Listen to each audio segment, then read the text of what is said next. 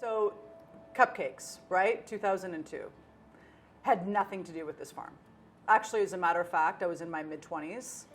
I resented all of this. This was a huge inconvenience. Growing up on a farm is like, you know, cumbersome. It's work.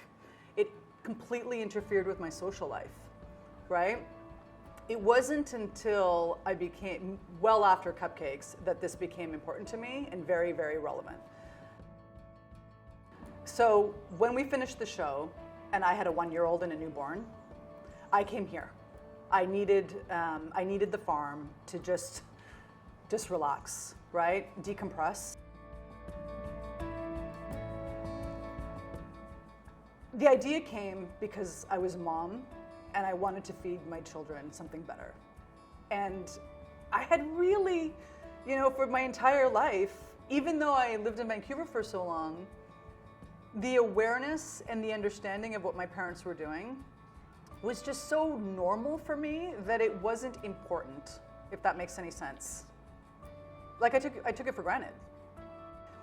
And so when I started planning out this idea of doing this ice cream, I had to really rely on my parents and everything that they had taught me. So because I had this innate connection and this tremendous appreciation for the farm, and I was already an entrepreneur, I was like, I can make a better ice cream.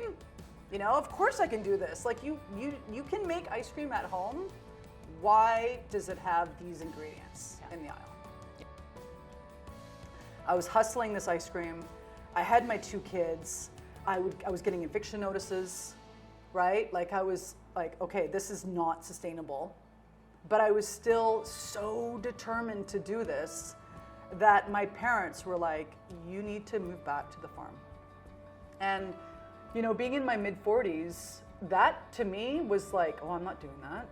You know, I can't do that. Yeah. Like that's failure right there, right? That's what most people would think that way, but I didn't have a choice. You know, so I knew that this was the best ice cream and I knew I needed time. So I had to make the decision and I moved back home, and that's when everything changed. So the minute I drove off the ferry, it was this incredible energy. I could feel, I was coming off the ramp and my intuition was like, this is your home. Like it just said, it told me, it was like, this is the right thing to do. There's 5 acres here, backs down to Elk Lake, and I had some really hard decisions. And whenever I had to make a decision, I went for a run on the lake, and I made up myself a promise. You can't answer that question until you have that run, because your mindset is gonna be more clear, right? And you're not gonna be fair to your business, and you're not gonna be fair to yourself. Because I went into this business with my heart.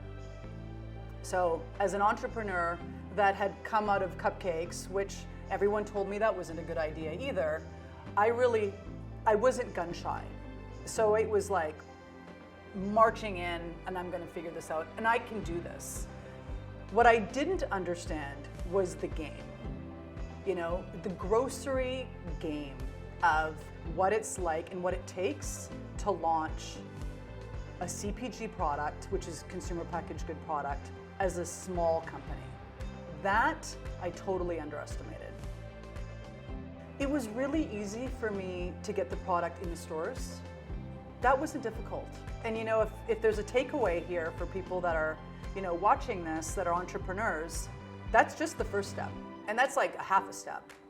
The part that was really hard was keeping it on the shelf, right? So that the stores would keep listing it. Because when you enter the grocery space and you're in the business, you look at it in a totally different way, and you realize why it's owned by the biggest companies in the world, right? They pay to be there. So I didn't even know that. Yeah. Right? I just really felt if I can make the world's best ice cream and put it in a pretty package, that would sell. That's totally not the way it works in grocery. When things are so unstable around you, you're very sensitive. And you pick up on that, right? You really do. And everything is survival. It's like every day is like you're just holding on. Yeah. And so my dad one day was like, this is right.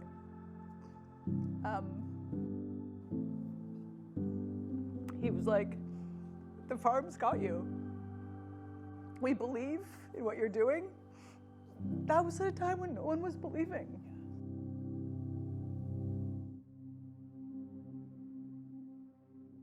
One of the things that I had really leveraged up until then was me doing demos. I loved doing demos. I loved being in front of my customer, in the store, teaching them why this was a better product.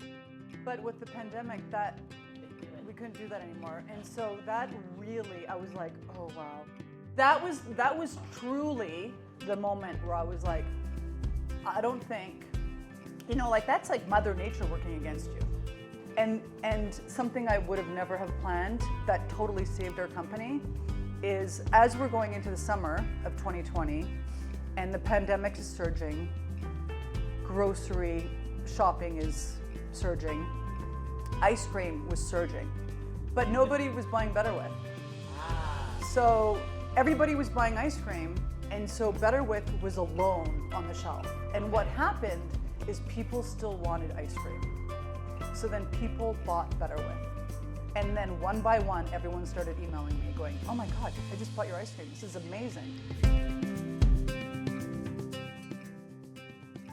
And I'm getting these emails and I'm like telling my parents, I'm like, wow, people are being introduced to Better With because they can really now see this pretty package because it's alone on the shelf. The irony of that. Yeah. And that totally changed our business.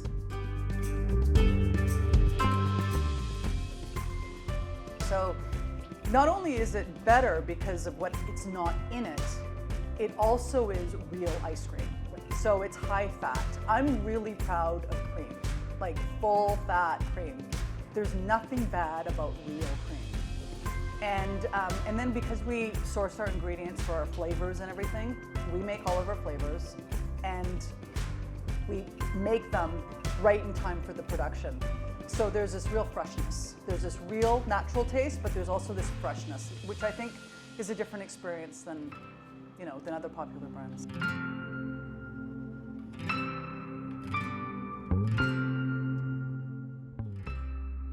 Right? It can be really simple, and we can make better food and we can sell it in the grocery store. Why are we not doing that? It's only 4 ingredients. Ingredients that you know, ingredients that you can pronounce, and ingredients that you have a relationship with. But that's what this is, right? Like, so when you eat whole, I mean, ideally if you can eat seasonally, but when you eat fresh and whole and natural, food is medicine if used properly, right? And that's kind of the bigger picture of what I'm trying to do.